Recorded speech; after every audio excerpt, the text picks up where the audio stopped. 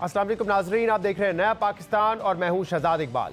फौजी अदालतों से पाकिस्तान तहरीक इंसाफ के 85 कारकुनों को सजाओं और कल DGI-SPR की जानिब से पाकिस्तान तहरीक इंसाफ के खिलाफ सख्त बयानात के बावजूद जहां पाकिस्तान तहरीक इंसाफ और हुकूमत दोनों मुज़ाकरात जारी रखने की बात कर रहे हैं, वहीं आज दो नए चैलेंजेस हुकूमत के सामने आ गए।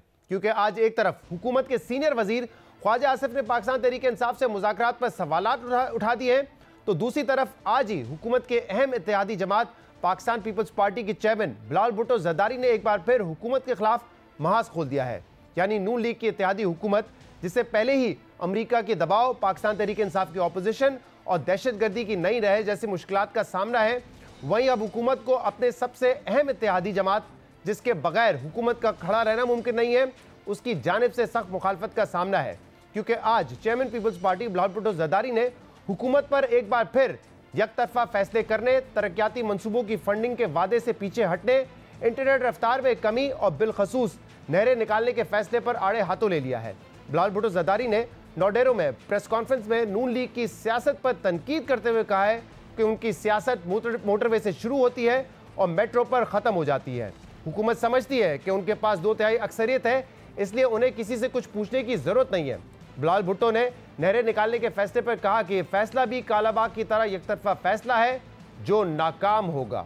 हुकूमत की जो तरीक़ार है उनको बाकी सियासी स्टेक होल्डर्स के साथ मिल के इज्तिमाई फैसले लेने के तो मैंडेट हैं। यकतरफा फैसला करना, वो भी ऐसे यकतरफा फैसला जो कि मुतनाज़ा हो, जो कि वोटर के जो एक बुनियादी हक है उसके ऊपर हो, 1991 की वोटर रिकॉर्ड की खिलाफ वर्जी हो। एक ज़माने में किसी ने सोचा था कि वो कालाबाग डैम बनाएगा, आप मुझे बताएं वो डैम कहाँ है? वो भी एक यकतरफा फैसला था। इनको ये समझ नहीं आता, इसलिए इनकी सियासत तो ये मोटरवे से शुरू होता है और मेट्रो पे ख़त्म होता है। हमारी नस्ल के लिए जो इंफ्रास्ट्रक्चर है ये डिजिटल बैंडविड्थ इंटरनेट की इंफ्रास्ट्रक्चर है। कभी वो कहते हैं कि हमारा तार कट जाता है, कभी वो कहते हैं कि कोई टेस्टिंग हो रहा है। अब आप मुझे बताएं कि पाकिस्तान के इंटरनेट केबल्स में ऐसे क्या है कि जो हमारे समंदर के मछलियां हैं वो सिर्फ पाकिस्तान के इंटरनेट केबल्स खाते रहते हैं, वो भी जब भी इस्लामाबाद में कोई धरना हो। चेयरमैन पीपल्स पार्टी दरियाए सिंध से मजीद नहरें निकालने के फैसले पर तनकीद कर रहे हैं और ये वो मामला है जिस पर पीपल्स पार्टी और सिंध के कौम परस्त रहनुमाओं की जानिब से मुसलसल मुखालिफ आवाज़ें सामने आती रही हैं। यानी एक तरफ तो हुकूमत की ये कोशिश है कि पाकिस्तान तहरीक इंसाफ से मुज़ाकरात करके सियासी दर्जा हरारत में कमी लाई जाए, मगर हुकूमत के अहम इत्तेहादी सियासी दर्जा हरारत बढ़ा रहे हैं। इस हवाले से आज एक सेमिनार से खिताब में ख्वाजा आसिफ, राना सनाउल्लाह और अयाज सादिक ने पाकिस्तान तहरीक इंसाफ से मुज़ाकरात की अहमियत पर बात की है और इसकी कामयाबी पर जोर दिया है। मगर वजीर दिफा ख्वाजा आसिफ ने इन मुज़ाकरात पर सवाल उठाते हुए कहा है कि उन्हें बताया जाए कि 15 दिन में ऐसा क्या हुआ जो ये मुज़ाकरात पर तैयार हो गए हैं। समझ नहीं आता पिछले 15 दिन में कौन सा तावीज़ निकल आया। मुज़ाकरात करें लेकिन इस्तेमाल ना हो जाए। मैं सबसे बड़ा दाई मुज़ाकरात का मान जाऊंगा अगर मुझे ये बताए कि 15 दिन जो है किए। मुज़ाकरात करें, ज़रूर करें, अल्लाह ताला कामयाब करे, लेकिन ख्याल रखिए रोले ना जाइए की तरह, इस्तेमाल ना हो। मैं तुम वार्निंग दे रहे हैं। 15-20 दिनों में क्या चीज हुई है जो एकदम मुज़ाकरात पे आमादा हो गए? ये कोई मुझे जी राज तो बताए, स्पीकर साहब बता दें, साद रफीक साहब बता दें कि इसके पीछे राज क्या है। हम उन्होंने नेड़े भी नहीं लगन देता मुज़ाकरात पे।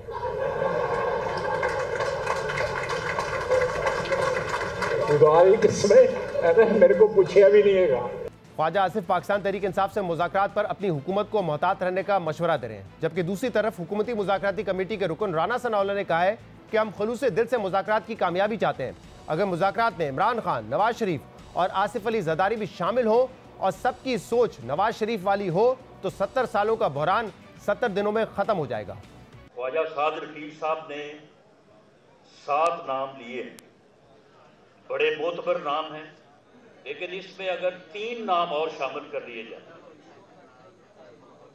और उनकी सोच वही हो जो 21 अक्टूबर 2023 को मियां नवाज शरीफ की थी, तो मैं ये कहता हूं कि ये जो बहरान 70 सालों से इस मुल्क को घेरे हुए हैं, ये 70 दिनों में खत्म हो सकते हैं। इन नामों में मियां नवाज शरीफ का नाम होना चाहिए। इन नामों में इमरान खान साहब का नाम भी होना चाहिए और इन नामों में आसफ अली जरदारी साहब का भी नाम होना चाहिए। जबकि इससे पहले ख्वाजा साद रफीक ने तजवीज़ दी थी कि मौलाना फजल रहमान, शाहिद खान अब्बासी और चौधरी निसार समेत कुछ अकाबरीन सर जोड़कर बैठे तो मसाइल का हल निकल सकता है। साद रफीक ने कहा कि सियासत में कोई किसी को दफन नहीं कर सकता, मुज़ाकरात लाजमी कामयाब होने चाहिए। इमरान खान साहब से जो मेरा इख्तिलाफ है वो ये नहीं है कि मेरा उनका इलेक्शन होता या उन्होंने मुझे जेल में डाला था। जेल में उन्होंने नहीं डाला था, जेल में डाला था जनरल कमर जावेद बाजवा साहब ने और चीफ जस्टिस साकिब निसार साहब ने। उनका नाम लिया ही नहीं जाता। ये नहीं हो सकता सियासतदान रगड़ा खाता रहेगा और फौज का साबिक सरबराह सारा कुछ करके तो वो गोल्फ खेलेगा। मुज़ाकराती अमल शुरू हो गया है, ये बड़ी अच्छी बात है, हम इसकी हिमायत करते हैं। पर मैं दरख्वास्त करता हूँ फ्री कैन से एज ए पॉलिटिकल वर्कर कि इसको गैर मशरूत होना चाहिए ताकि नॉन स्टार्टर ना हो। और इन मुज़ाकरात से कौम को तवक्कुआत बंध रही हैं, इसमें CBMs किए जाने चाहिए। बाकी सियासी बयान देते रहें, गोलाबारी करते रहें, वो गोलाबारी तो हम छोड़ नहीं सकते एक दूसरे पे करने से, लेकिन जब बात करें तो उसमें मुझे तवक्को है कि उसके अंदर संजीदगी होगी और उसके अंदर से कोई ना कोई रास्ता निकलेगा। सियासत में कोई किसी को दफन नहीं कर सकता, ये गलतफहमी अब दूर हो जानी चाहिए। साद रफीक कह रहे थे कि उन्हें जेल में बानी पाकिस्तान तहरीक इंसाफ ने नहीं बल्कि जनरल बाजवा और साकिब निसार ने डाला था। यह नहीं हो सकता कि सियासतदान रगड़ा खाते रहे और फौज का साबिक सरबराह सारा कुछ करके गोल्फ खेलता रहे। यानी ख्वाजा आसिफ के बरक्स नून लीग के अक्सर रहनुमा मुज़ाकरात को खुशाइन करार दे रहे हैं। दूसरी तरफ पाकिस्तान तहरीक इंसाफ भी फौजी अदालतों से कारकुनों की सजाओं और DGI ISPR की सख्त प्रेस कॉन्फ्रेंस के बावजूद मुज़ाकरात जारी रखने की बात कर रही है। जबकि आज पाकिस्तान तहरीक इंसाफ के रहनुमा शिबली फराज ने हुकूमत से मुज़ाकरात से मुतल्लिक कहा कि वो मुज़ाकरात में ऐसा तासुर रद्द करते हैं कि इमरान खान अपने लिए कुछ गुंजाइश ढूंढ रहे हैं। इमरान खान ऐसी किसी भी अरेंजमेंट का हिस्सा नहीं बनेंगे जिससे ये तासुर मिले कि वो सब कुछ अपने लिए कर रहे हैं। जो मुज़ाकरात हो रहे हैं पैरेलली, उसमें इस किस्म का तासुर हम बिल्कुल रद्द करना चाहते हैं कि ये कोई ऐसी नेगोशिएशन हो रही है जिसमें कि बानी चेयरमैन इमरान खान वो अपने लिए कोई गुंजाइश ढूंढ रहे हैं। ऐसा बिल्कुल नहीं है। उन्होंने वाशगाफ अल्फाज में कहा है कि वो किसी भी ऐसी अरेंजमेंट का हिस्सा नहीं बनेंगे जिसमें कि ये तासुर मिले कि वो ये सब कुछ अपने लिए कर रहे हैं। मुज़ाकरात की कामयाबी और नाकामी इसकी जिम्मेदार कौन होगी? वो ये जो एक हुकूमत बराए नाम हुकूमत है। इसके अलावा कल DGI ISPR ने प्रेस कॉन्फ्रेंस में पाकिस्तान तहरीक इंसाफ हुकूमत की तालिबान से मुज़ाकरात की पॉलिसी पर तनकीद की थी, जिसके जवाब में आज अपोजिशन लीडर उमर अयूब ने कहा है कि यह किसी फर्द वाहिद का फैसला नहीं था। 2021 में जनरल रिटायर्ड कमर जावेद बाजवा ने TTP से मुज़ाकरात का कहा था, जिस पर नून लीग और पाकिस्तान पीपल्स पार्टी भी ऑन बोर्ड थे। हम इन तमाम मामलों पर बात करेंगे और सबसे पहले बात करने के लिए हमें ज्वाइन किया है नून लीग के रहनुमा सेनेटर तलाल चौधरी ने, और इसके अलावा हमें ज्वाइन कर रहे हैं पीपल्स पार्टी के रहनुमा और बिलावल भुट्टो जरदारी के तर्जुमान मुर्तज़ा वहाब। दोनों का बहुत बहुत शुक्रिया ज्वाइन करने के लिए। मुर्तज़ा साहब, पहले आपकी तरफ आता हूं क्योंकि कल भी बड़ी तनकीद की है बिलावल भुट्टो जरदारी साहब ने मोहतरमा बेनज़ीर भुट्टो की बरसी के मौके पर जो तकरीर की, उसमें आज प्रेस कॉन्फ्रेंस में भी नून लीग को आड़े हाथों लिया है बिलावल भुट्टो साहब ने। क्या वजह है? क्योंकि हमने देखा 26वीं तरमीम के मौके पर तो आप साथ थे। अब जब बेचारी हुकूमत पे एक तरफ से प्रेशर आ रहा है इमरान खान का, दूसरी तरफ अमेरिका से प्रेशर के उनको खदशात हैं, तो बिलावल साहब भी इस वक्त हीट बढ़ा रहे हैं, टेम्परेचर बढ़ा रहे हैं। वजह क्या है इसकी? बिस्मिल्लाहिर्रहमानिर्रहीम। शहजाद, मैं ये समझता हूँ कि कोई प्रेशर बढ़ाने की चीज़ नहीं है। जो पाकिस्तान पीपल्स पार्टी और मुस्लिम लीग नवाज़ एक साथ इस तमाम प्रोसेस के अंदर हैं, उसके अंदर एक मुआहिदा हुआ था पाकिस्तान पीपल्स पार्टी का और मुस्लिम लीग नवाज़ का हुकूमत की फॉर्मेशन के हवाले से, और उसके अंदर मुख्तलिफ नुकात थे पब्लिक बेनिफिट के कि किस तरीके से सूबों को साथ लेकर चलना है, किस तरीके से आइनी तकाज़ों को पूरा करना है। पीपल्स पार्टी का ये मानना है कि शायद उस तरीके से जो नुकात उस मुआहिदे में तय किए गए थे, उस अंडरस्टैंडिंग में तय किए गए थे, उन नुकात को उस तरीके से मुस्लिम लीग नवाज़ की हुकूमत ने फॉलो नहीं किया। हमारा ये अंडरस्टैंडिंग थी कि जो पब्लिक सेक्टर डेवलपमेंट पोर्टफोलियो है चारों सूबों का, उसको तय करने के लिए पहले दोनों सियासी जमातों को साथ बैठना होगा और फिर ये तय करना होगा कि किस तरीके से डेवलपमेंट पोर्टफोलियो को चारों सूबों के अंदर एलोकेट किया जाएगा। ऐसा बदकिस्मती के साथ नहीं हुआ।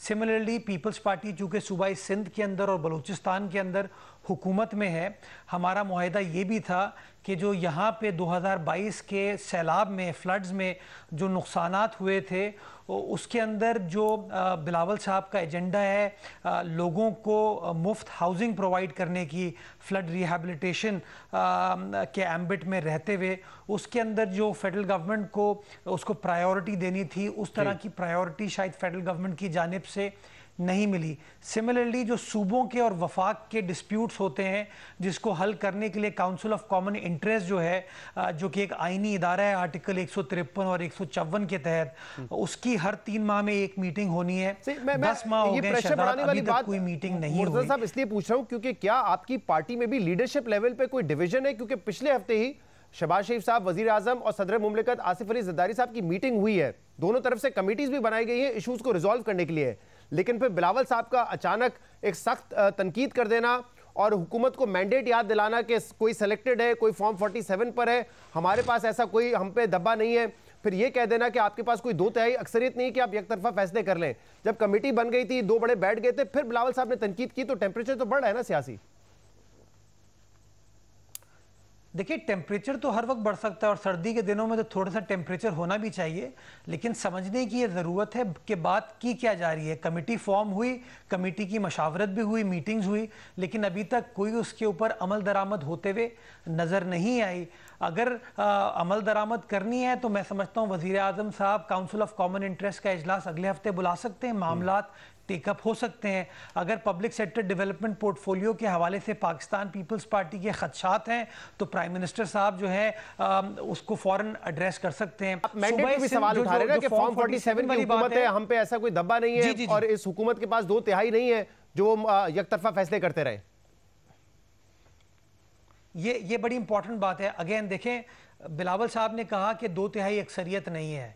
ये बात as a matter of fact है ना कि मुस्लिम लीग नवाज की एक माइनॉरिटी गवर्नमेंट है और उस माइनॉरिटी गवर्नमेंट के अंदर पाकिस्तान पीपल्स पार्टी का एक किरदार है, एक रोल है, और उस रोल को डिफाइन करता है वो हमारा उनका जो मुआहदा है।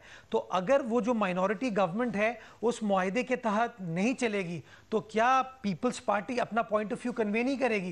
पीपल्स पार्टी ये कहती है कि आप एकतरफा फैसले ना करें, आप बायलैटरली मामलात को कर लें। बाकी जो बिलावल साहब ने फॉर्म 47 वाली बात की, वो सूबा सिंध की अपनी हुकूमत के हवाले से बात की कि अगर इस वक्त कोई हुकूमत पाकिस्तान में है जिसके बारे में कोई डिस्प्यूट कहीं से नहीं है, बिकॉज हमारे खिलाफ कोई उस तरह की ऑपोजिशन सूबा सिंध के अंदर नहीं है, उस बेसिस पे हम कहते हैं इसमें कोई ऐसी चीज नहीं है कि सेल्फ एक्सप्लेनेटरी था कि वो अपनी हुकूमत जी अपने आप को बता रहे हैं कि वो हम तो मेरिट पर आए लेकिन दूसरे मेरिट पर नहीं है, वो सेल्फ एक्सप्लेनेटरी था। तलाल साहब, आपकी एक मखलूत हुकूमत है। नहीं ये नहीं कहा उन्होंने। अब मैं आगे बढ़ने दे थोड़ा सा, आपके टू मच इनटू इट। उन्होंने ये नहीं कहा जिसको मैसेज मिलना था वो मिल चुका है। चले ठीक है। तलाल साहब मुझे ये बताएं कि आपकी एक मखलूत हुकूमत है, कितना दबाव बर्दाश्त कर लेंगे? एक तरफ ऑपोजिशन का दबाव है, फिर रिचर्ड ग्रेनेल साहब के ट्वीट से दबाव पड़ रहा है, अब जो आपके इत्तेहादी हैं उनका दबाव भी बढ़ता जा रहा है। वो कह रहे हैं कि जो कमेटी बनाई है उसका कोई हल नहीं निकल रहा है, जो मसाइल हैं वो रिजॉल्व करें, आपके पास अक्सरियत नहीं है जो आप एक तरफा फैसले कर रहे हैं, तो कम से कम इस एंड से तो जो मामला है उनको रिजॉल्व करें ना आप। बिस्मिल्लाहिर्रहमानिर्रहीम। देखिए, जो प्राइम मिनिस्टर शहबाज शरीफ हैं उनका क्रेडिट जो है वो पाकिस्तान की तारीख से सबसे बड़ी कोलिशन हुकूमत और सबसे मुश्किल तरीन इकॉनमी की जो हालात थे 16 महीने में उन्होंने वो चलाए, तमाम इत्तेहादियों को एक एक चीज़ पर ऑन बोर्ड लिया। और इस हुकूमत में भी पीपल्स पार्टी हमारी इत्तेहादी है, हम एक ही गाड़ी के 2 पहिए हैं और हम बिलावल साहब की किसी भी बात की जो तनकीद है उसे तामीरी तौर पे मुस्बत अंदाज में देखते हैं और अगर वो हमारी जो अगर बेहतरी के लिए है तो उसमें चीज़ों को बेहतर करने में कोई हर्ज नहीं है। अभी तक जो फैसले भी हुए हैं इस 8-9 महीने की हुकूमत में, लेजिस्लेशन का बड़ा हिस्सा जिसमें 26वीं तरमीम थी, बिलावल साहब उसके सेंटर फॉरवर्ड थे, हम इकट्ठे मिलके की है। इसे कोलिशन गवर्नमेंट ने जब हुकूमत बनानी थी तो उसमें भी बैठकर फैसले हुए हैं और बेहतरीन अंदाज में फैसले हुए हैं। तो बाकी रही बात ये डे टू डे मैटर्स की या इस तरह की चीज़ों की, अगर कोई बिलावल साहब ने बात की है तो हम बिल्कुल भी इसे तनकीद के ज़ुमरे में या वो उस तरह की बात जो कि अपोजिशन करती नहीं लेते।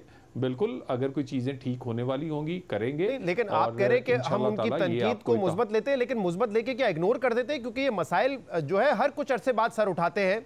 अभी मैंने जिक्र किया कि पिछले हफ्ते ये मामला थे, कमेटी बन गई, फिर भी वो कह रहे हैं कि हमारे इशूज़ रिजॉल्व नहीं हुए। और ये हमने जब हुकूमत बनाई थी उस वक्त ये डिसाइड हुआ था कि किस तरीके से काम करना है, चाहे सूबों के वसाइल का इशू हो, ये सब मिल बैठ के करना है हमने। लेकिन आप एकतरफा फैसले कर रहे हैं। देखिए मसाइल आए दिन पैदा हो जाते हैं और फिर हल भी हो जाते हैं। पंजाब में भी इस तरह के मसाइल थे, कमेटी मिलके बैठी है, फैसले हुए हैं, इत्तेहादी पीपल्स पार्टी उसमें बिल्कुल मुतमिन हुई है।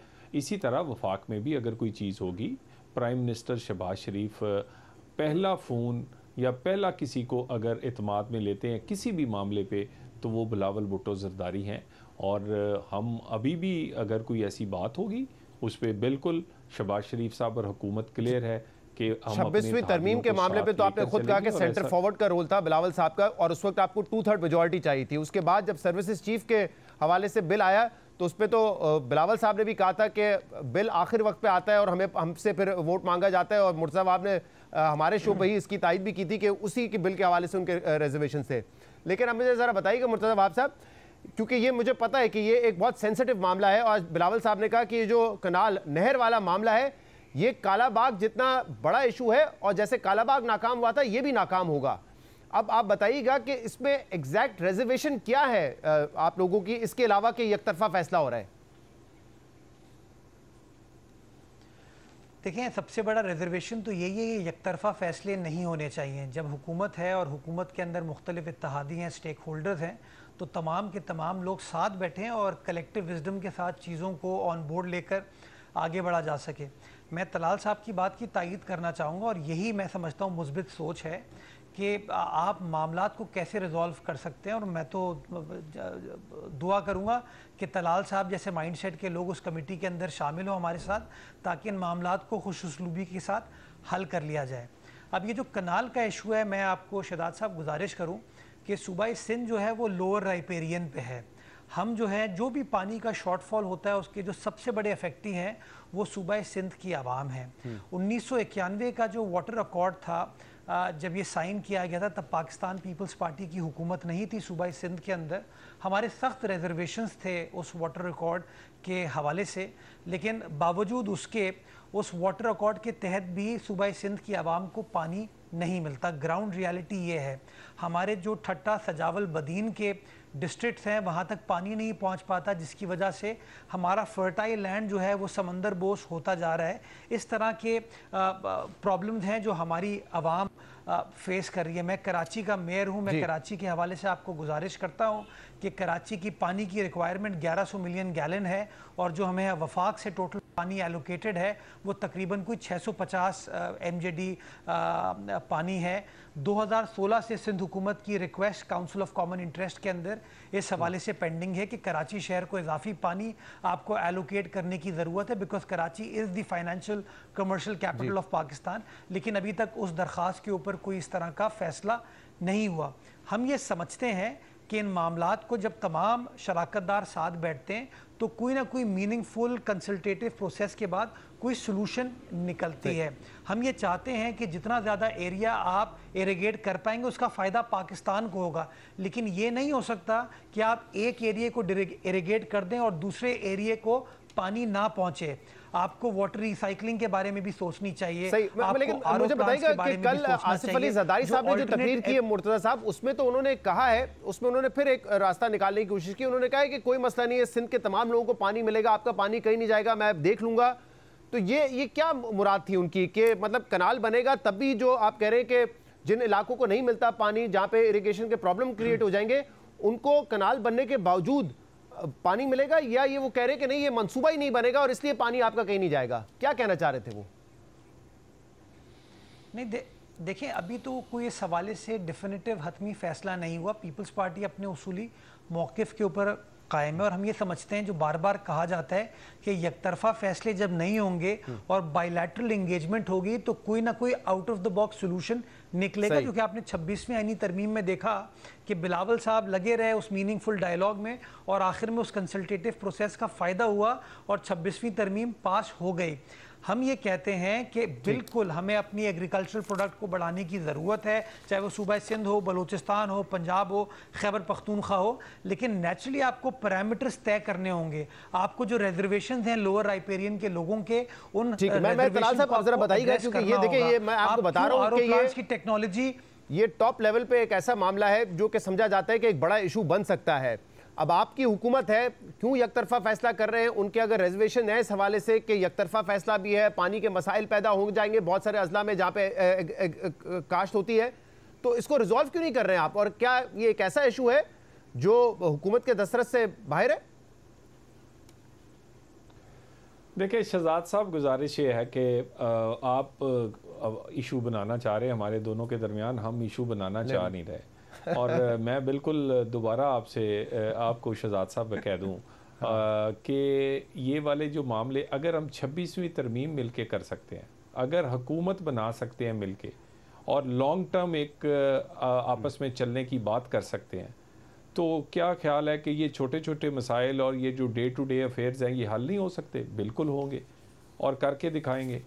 कोई इसमें ना हमारी कोई इसमें किसी की बदनीति है, ना कोई ये है कि कोई नहीं करना चाहता। बिल्कुल साथ चलें और साथ चलेंगे। पाकिस्तान में जो सियासी इस्तेकाम है उसी की वजह से मुआशी इस्तेकाम आ रहा है, उसी की वजह से स्टॉक एक्सचेंज, मुझे इस बात की वजह से खुशी है कि आप समझते हैं कि मैं इतना अहम हूं कि दो बड़ी पार्टीज के दरमियान लड़ाई करवा सकता हूं या फासले पैदा कर सकता हूं, लेकिन मैं हम्बली समझता हूं कि नहीं, मेरा इतना बड़ा कद नहीं है। आप अहम है, आपका चैनल अहम है। नहीं, मेरा इतना बड़ा कद नहीं है। दोनों अहम है। बिलावल भुट्टो जरदारी साहब ने आज ये कहा है शो में जियो न्यूज पे ये वाला प्रोग्राम हो तो ये कोई छोटी बात नहीं है। लेकिन हम दोनों पार्टिसिपेंट इस बात पे मुत्फिक हैं कि जिस तरह हम ये चले हैं और हमारा हदफ पाकिस्तान में सियासी इस्तेकाम है, पाकिस्तान के मसाइल का हल है, पाकिस्तान में नफरत का खात्मा है और यकीनन हम जिस पैरामीटर, जिस असूलों पे हम इकट्ठे हुए हैं, हुकूमत भी बना के दिखाई है, लेजिस्लेशन करके दिखाई है। हाँ, लेकिन मसाइल है और उसकी जिम्मेदारी मुझ पे नहीं आ सकती, क्योंकि बिलावल साहब ने आज ये कहा, शहजाद इकबाल ने नहीं कहा, बिलावल साहब ने कहा है कि नून लीग की सियासत मोटरवे से शुरू होती है और मेट्रो पे खत्म होती है। आपके मैंडेट पे सवाल वो उठा रहे हैं, तो उसमें मेरे तनकीद नहीं कि बिलावल साहब कह रहे हैं, जो फासले हैं वो आप लोगों के दरमियान है और आप लोगों के बयानात से ही जो है सामने आ रहे हैं। जी बिल्कुल कोई फासला नहीं है और जब भी कोई ऐसा मामला होगा आपको हम दोनों इकट्ठे नजर आएंगे, इकट्ठे नजर आएंगे। मैंने आपको कोई फासला नहीं है। बिलावल साहब ने खामोखा अपना गला खुश किया है आज सारी बातें करके, वो कह रहे हैं कोई फासला ही नहीं है, कोई मसला ही नहीं है।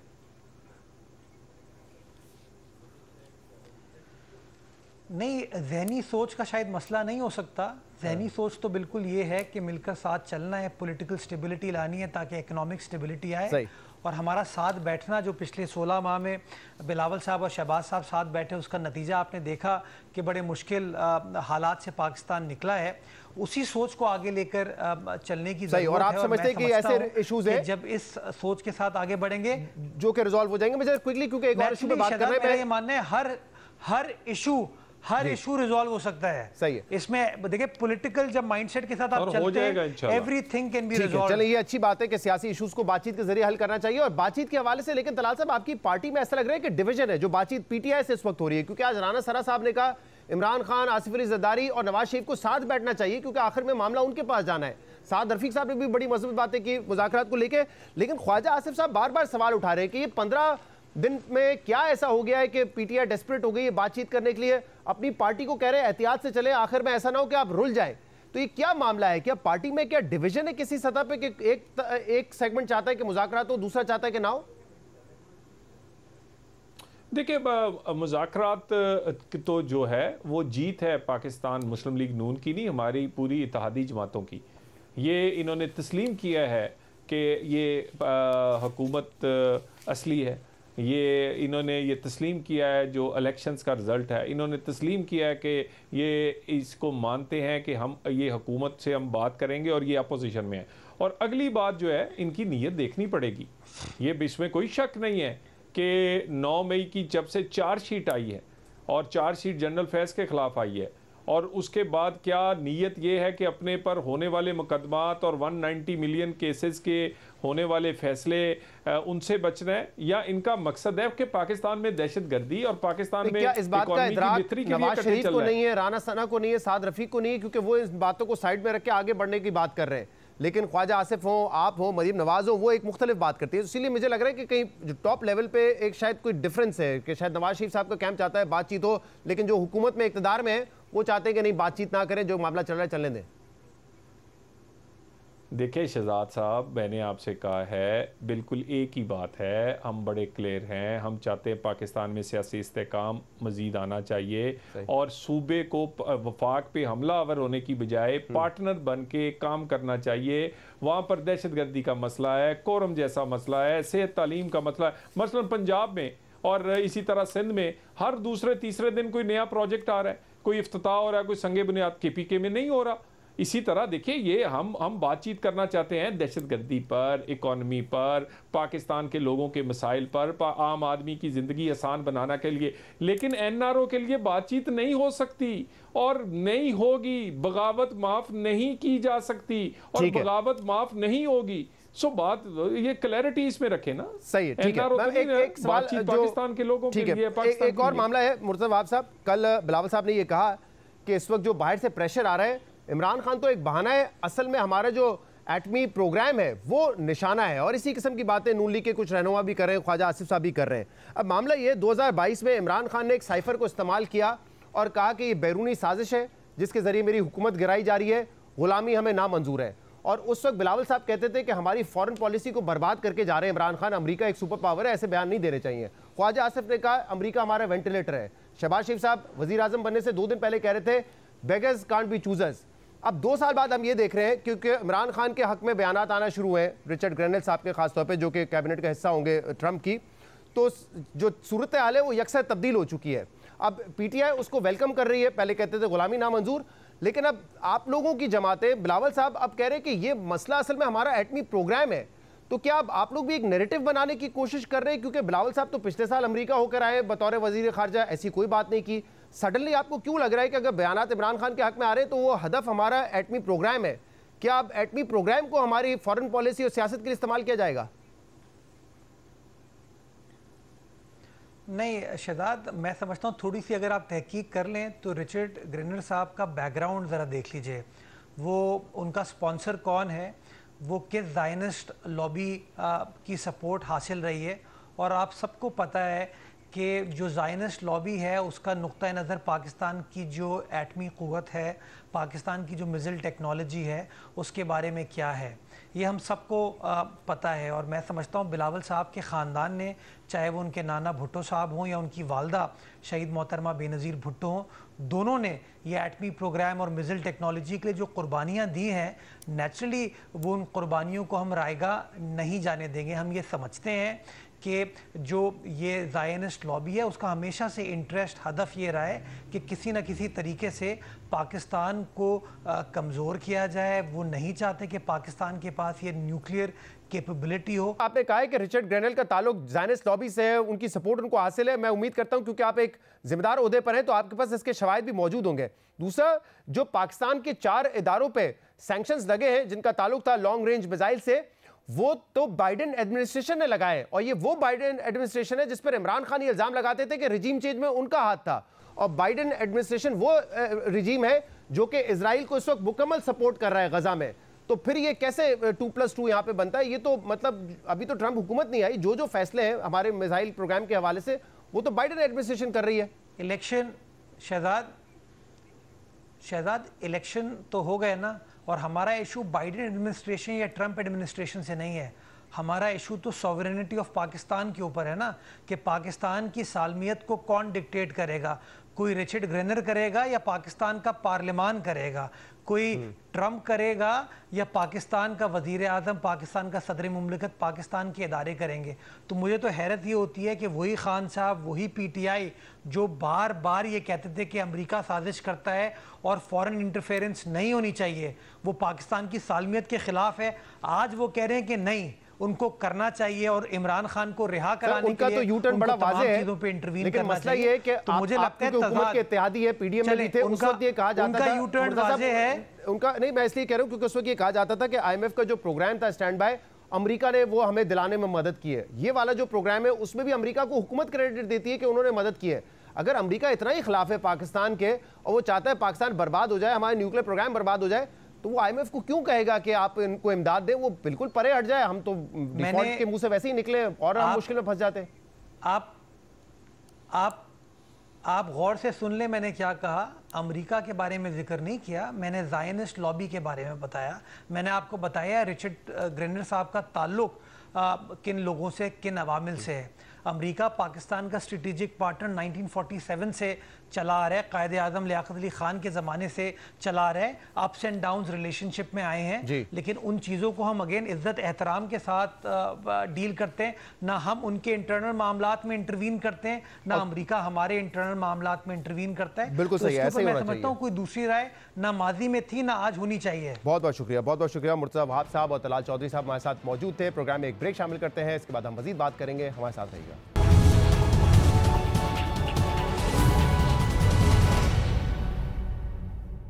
मीर साहब बहुत बहुत शुक्रिया वक्त देने के लिए।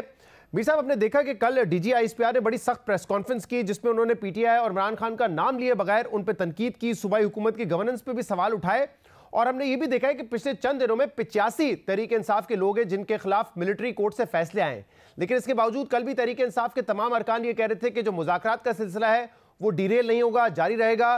नून लीग भी ये बात कर रही थी। अब ये मुस्बत बात तो है, लेकिन बड़ी गैर मामूली बात है क्योंकि मिसट्रस्ट, बदएतमादी इतनी ज्यादा इन जमातों के दरमियान, लेकिन फिर भी वो कह रहे हैं सबके बावजूद मुज़ाकरात जारी रहेंगे। कैसे देखते हैं आप इस अमल को?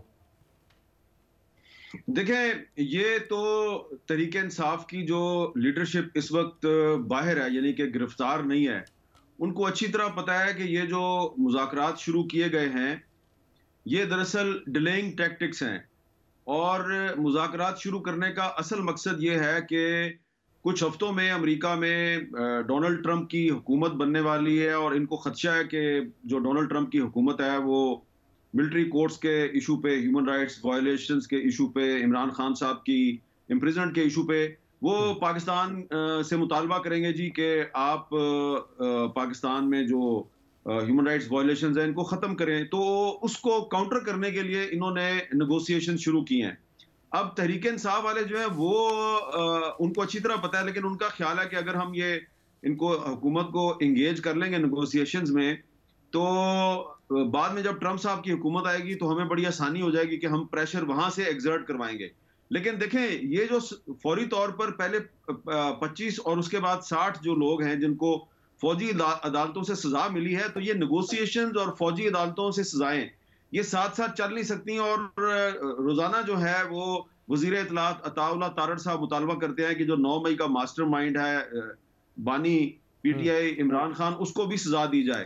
तो इमरान खान को सजा दिलवाने के दावे भी हो रहे हैं और मुज़ाकरात भी हो रहे हैं। और जो डीजीआईएसपीआर की जो प्रेस कॉन्फ्रेंस है, उस प्रेस कॉन्फ्रेंस में उन्होंने ये भी कहा जी कि ये जो तहरीक इंसाफ की हुकूमत है, ये जब खुद पावर में थे तो इन्होंने फौजी अदालतों की मुखालफत नहीं की और अब ये उसकी मुखालफत कर रहे हैं। और उन्होंने तनकीद की है कुछ मगरबी जो ममालिक हैं और जो ह्यूमन राइट्स की तंजीमें हैं कि जी ये इमरान खान के दौर में क्यों नहीं बोलते थे। तो देखें, मेरे पास तो सारे फैक्ट्स मौजूद हैं। हम तो उस जमाने में भी बड़ी खुलकर फौजी अदालतों पे तनकीद कर रहे थे। दिसंबर 2021 में जब अदरीस खटक साहब को 14 साल कैद की सजा दी थी मिलिट्री कोर्ट ने, तो उस वक्त मुझे अच्छी तरह याद है कि तमाम जो इंटरनेशनल ह्यूमन राइट्स ऑर्गेनाइजेशंस हैं उन्होंने इसकी मजम्मत की थी। और इमरान खान साहब जो हैं वो 2017 में जब हमें इंटरव्यू दे रहे थे तो वो फौजी अदालतों की मुखालफत कर रहे थे। प्राइम मिनिस्टर बने तो वो फौजी अदालतों की हमायत करना शुरू हो गए, दोबारा अपोजिशन में गए तो अब वो फौजी अदालतों की मुखालफत कर रहे हैं।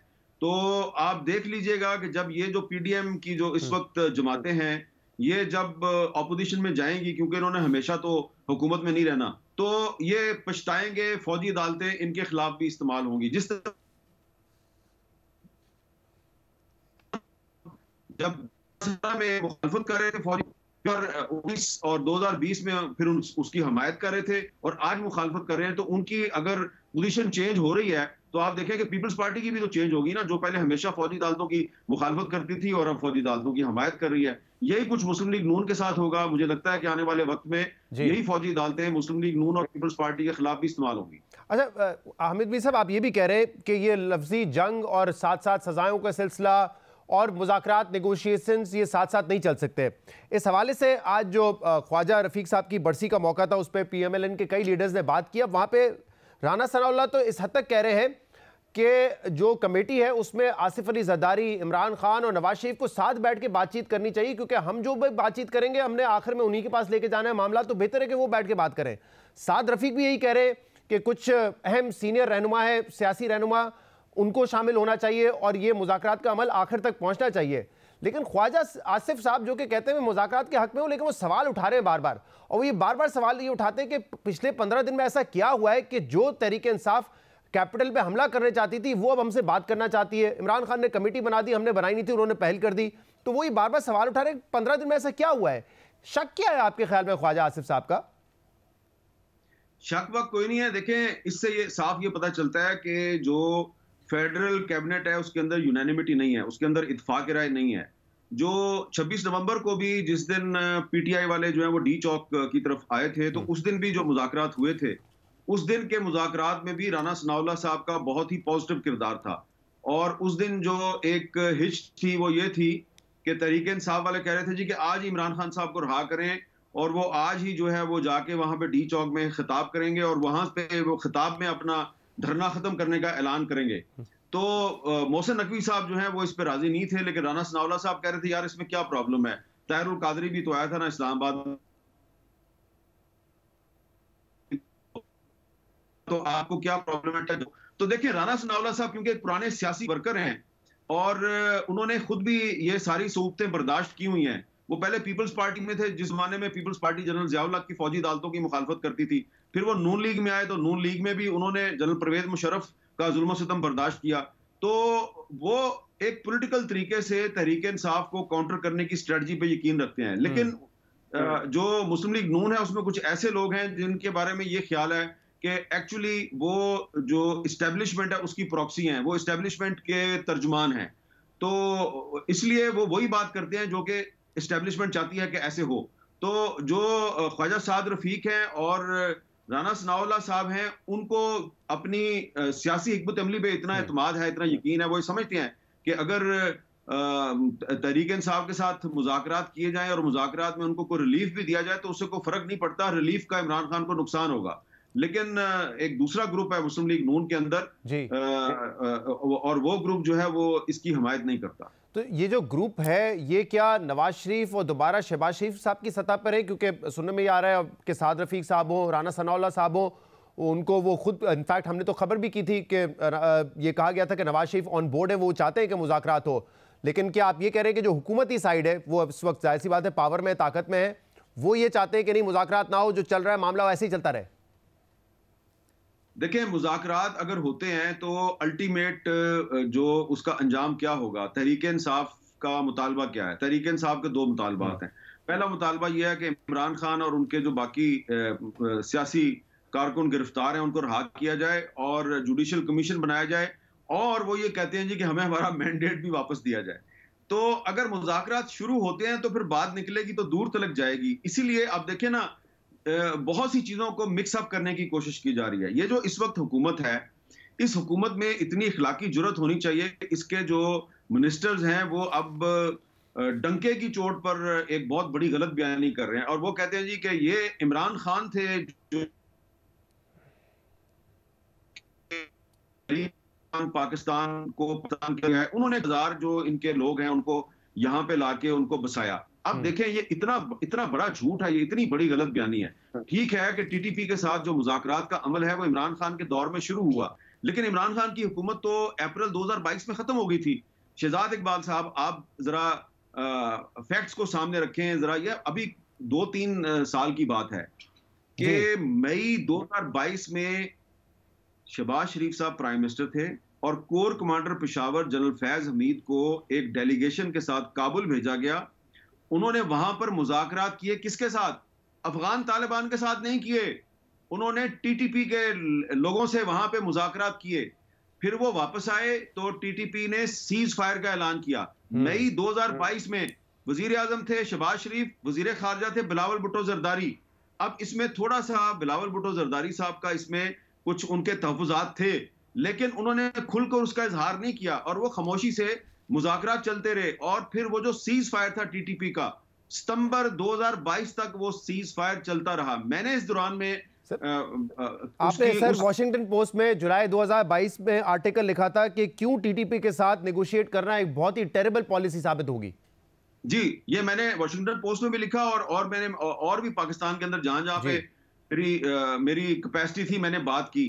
तो देखें, अब इतनी तो इखलाकी जुर्रत होनी चाहिए कि आप जब ये कहते हैं कि जी वो इमरान खान ने टीटीपी के साथ मुज़ाकरात किए थे, तो ठीक है किए थे, मुज़ाकरात पे तो मुझे कोई इतराज नहीं है, लेकिन आपने भी तो मुज़ाकरात किए। तो इमरान खान के मुज़ाकरात का आप जिक्र करते हैं और आप जो है वो मई 2022 से लेके और सितंबर 2022 तक 6 महीने जो है वो टीटीपी के साथ आपका सीज फायर रहा, आपकी बातचीत होती रही और लोग जिरगे जाते रहे बड़े बड़े। देखें, एक जिरगा जो गया ना यहाँ से, वो उसमें 50 से ज्यादा लोग थे, उसमें ट्राइबल एल्डर्स भी थे। बात दुरुस्त है, जो जिस पॉलिसी का ऐलान एक तरीके से इमरान खान ने किया था वो पीडीएम की गवर्नमेंट में कंटिन्यू रही, तो क्या ये कहना दुरुस्त होगा कि वो एक्चुअली जनरल बाजवा साहब और जनरल फैज की पॉलिसी थी? इस वक्त जो डीजी ISPR साहब हैं वो जरूर इमरान खान का नाम जरूर लें, उस पर जरूर तनकीद करें, लेकिन साथ ही साथ वो ये भी तो बताएं ना कि इमरान खान की हुकूमत तो एक तहरीक अदम एतमाद के जरिए खत्म हो गई थी। मार्च 2022 में तहरीक अदम एतमाद आई और फिर चंद दिनों के बाद उनकी हुकूमत खत्म हो गई। तो उसके बाद जो core commander Peshawar general Faiz Hamid साहब जो हैं डेलीगेशन लेके बार बार जाते थे और फिर टीटीपी ने सीज फायर किया, तो वो जो 6 महीने वो जो सीज फायर रहा वो फिर सितंबर 2022 में खत्म किया गया। तो वो क्या था, वो शहबाज शरीफ साहब से पूछे बगैर ही चला गया था। कोर कमांडर पेशावर जो है वो उनसे पूछे बगैर ही चला गया था काबुल। तो इसका भी तो कोई जवाब दे ना। सही। और मीर साहब, हम देख रहे हैं कि हुकूमत पे एक तरफ से प्रेशर आ रहा है इमरान खान की तरफ से, ऑपोजिशन की तरफ से, फिर वो अमेरिका की तरफ से भी एक इस वक्त मामला चल रहा है।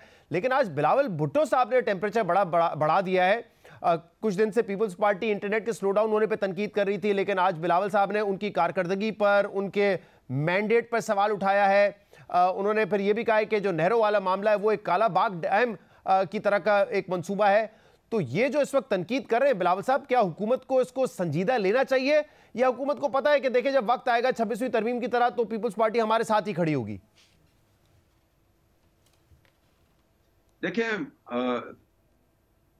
जो बिलावल साहब की जो तकरीर थी, मोहतरमा बेनज़ीर भुट्टो साहब की बरसी के मौका पे जो उन्होंने तकरीर की, वो तकरीर ऐसा लग रहा था कि वो इस्टेब्लिशमेंट को खुश करने की कोशिश कर रहे हैं।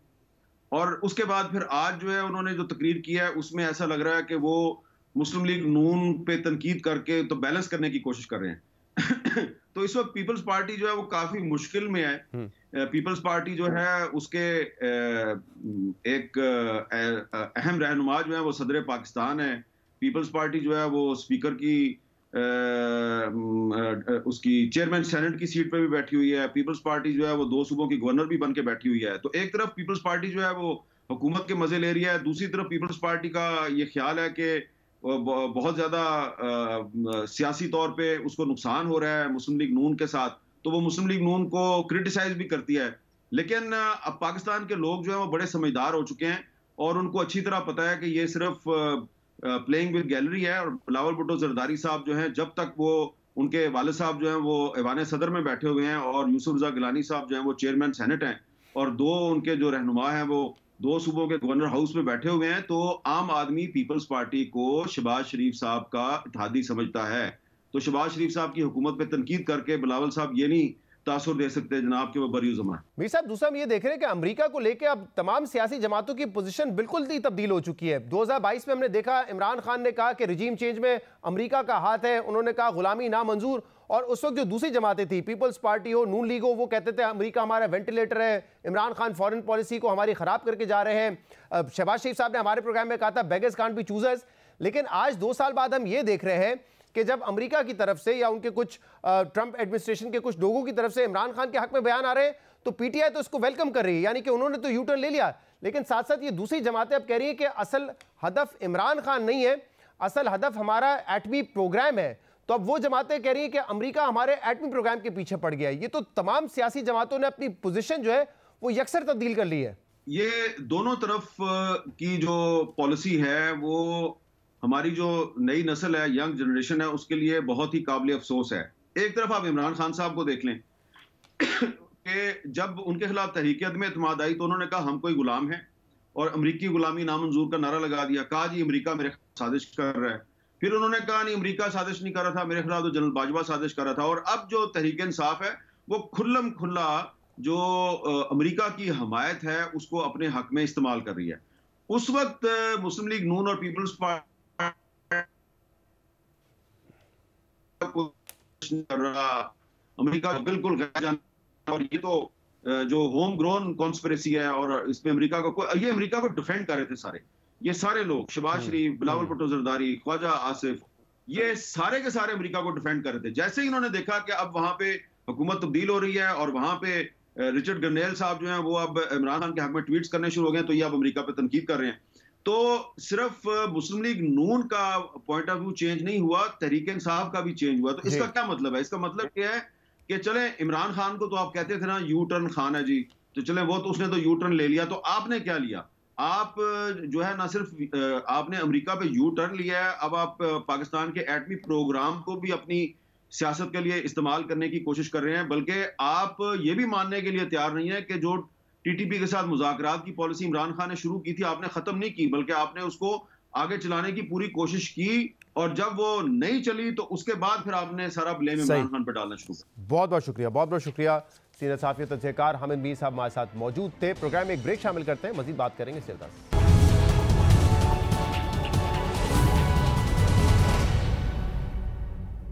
खैबर पख्तूनख्वा के ज़िला कुरम में पिछले 2.5 माह से जारी कबायली तसादुम के नतीजे में 130 से ज़ायद अफराद हलाक हो चुके हैं और रास्तों की बंदिश के बायस कई बच्चों की अमवात की खबरें भी सामने आ रही हैं। जबकि कबाइल के दरमियान इस खून रेजी को रोकने के लिए खैबर पख्तूनख्वा हुकूमत की सालसी में फरीकैन के दरमियान पिछले 3 हफ्ते से मुज़ाकरात जारी है और पिछले 2 रोज़ से फरीकैन के दरमियान मुआहदे पर जल्द दस्तखत होने की उम्मीद की जा रही थी, मगर अभी तक हुकूमत की सालसी में होने वाले मुआहदे पर दस्तखत नहीं हो सके हैं और कहा जा रहा है कि सिर्फ एक मामला है, यानी कि असले के हवालगी की शर्त पर इत्तफाक ना होने की वजह से मुज़ाकरात में डेडलॉक बरकरार है। इस पूरी सूरत-ए-हाल में ज़िला कुरम को जाने वाले रास्तों की बंदिश की वजह से शहरियों को अशिया ज़रूरियात की शदीद किल्लत का सामना है, जिसकी वजह से एक और इंसानी अलमिया जन्म ले सकता है, जिसको लेकर लाहौर और कराची समेत मुख्तलिफ शहरों में पिछले 5 रोज़ से मजहबी जमातों का एहतजाज भी जारी है। अहम बात यह कि कल खैबर पख्तूनख्वा हुकूमत के मुशीर बैरिस्टर सैफ ने जियो न्यूज़ को इंटरव्यू में दावा किया था कि फरीकैन में आज ही मुआहदा हो जाएगा, मगर अभी तक ऐसा नहीं हो सका है। इस मामले में बात करेंगे और उसके लिए हमें ज्वाइन किया है सीनियर सहाफ़ी इफ्तिखार फिरदौस ने। इफ्तिखार फिरदौस साहब, बहुत बहुत शुक्रिया आपने हमें ज्वाइन किया। ग्रैंड अमन जिरगे के तहत जो मुज़ाकरात हो रहे हैं, उम्मीद की जा रही थी कि मुआहदे पर इत्तेफाक हो जाएगा ताकि पाराचनार में अमन दोबारा बहाल हो सके, रास्ते खुल सके, लोगों की परेशानियां कम हो सके, लेकिन अब तक ऐसा हुआ नहीं है। वजह क्या है इसकी?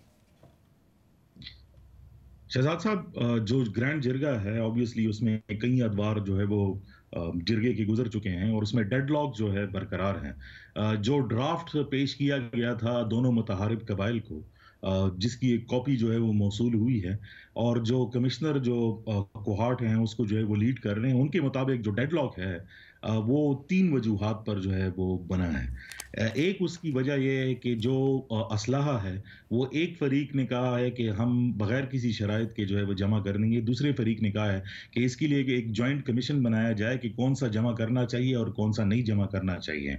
तो इसके ऊपर जो डेडलॉक आया वो इस बात पर है कि यूनानिमस एक डिसीजन होना चाहिए जिसके जरिए सबसे असलाहा जो है वो इकट्ठा किया जाए। दूसरी जो उसमें बात जो है वो सामने आई है वो इससे रिलेटेड है कि जो रोड है उसकी बंदिश के हवाले से और उस पर जो वाक़ियात हो रहे हैं उस पर कबाइल के ऊपर जो है जिम्मेदारी डाल दी गई है कि अगर कल को कोई इसमें जो है वो कोई वाक़िया होता है तो उसकी जिम्मेदार जो है वो इर्द गिर्द जो गांव हैं उनके ऊपर जो है जिम्मेदारी जो है वो डाल दी गई है। इस पर भी जो है वो मुतफ़िक़ा जो है वो कोई राय जो है वो आई नहीं। उन्हें कहा क्योंकि ये हुकूमत की जिम्मेदारी है और हुकूमत को जो है वो संभालना पड़ेगा, और अगर एक कबीला जो है वो असलाह जमा नहीं करता, कल को कोई इंसिडेंट ऐसा होता है तो फिर इल्ज़ाम जो है वो किसी पर भी जो है वो आएगा। तो ये दो ऐसे पॉइंट्स हैं जिसके ऊपर बेसिकली जो है अभी तक कंसेंसस डेवलप नहीं हुआ। आखिरी बात जो आज शाम के टाइम पर मेरी हुई उसमें इन्होंने एक दिन का तो टाइम मांगा है, लेकिन जिरगे के लिए जो हुकूमत के नुमाइंदे हैं उन्होंने जो कबीला राजी नहीं हो रहा उनको साथ में बिठाकर जो है ये बात करने की कोशिश कर रहे हैं कि वो इस प्रॉब्लम को रिजॉल्व करें, लेकिन ऐसा लगता नहीं है कि इन दो शिकों के बगैर जो है कोई राजीनामा साइन हो।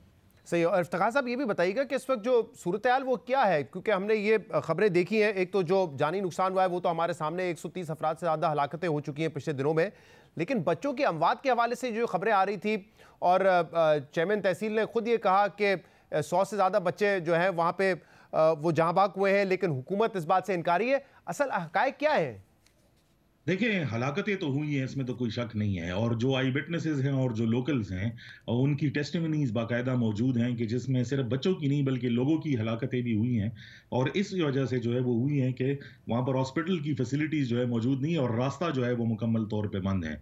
और चूंकि पाड़ा चिनार एक ऐसा सेंटर है जहाँ पे फिर भी कोई लिटरेसी रेट है, जहाँ दुनिया तक लोगों तक बात जो है वो पहुँचती है, लेकिन ये मामला सिर्फ पाड़ा चिनार में नहीं बल्कि पूरा टल साला पाड़ा चिनार हाईवे जो है तकरीबन 62 किलोमीटर की रोड है, वो सब का सब जो है वो बंद है।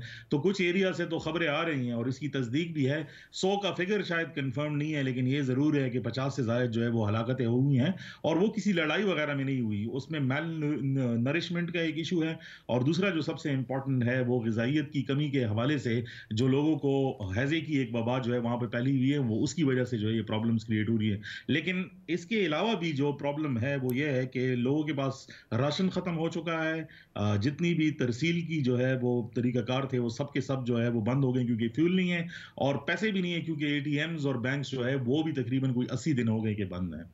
बहुत बहुत शुक्रिया, बहुत बहुत शुक्रिया। इफ्तिखार फिरदौस साहब हमारे साथ मौजूद थे। नाज़रीन, आज के प्रोग्राम में इतना ही। शो से इजाज़त दीजिए। अल्लाह हाफ़िज़।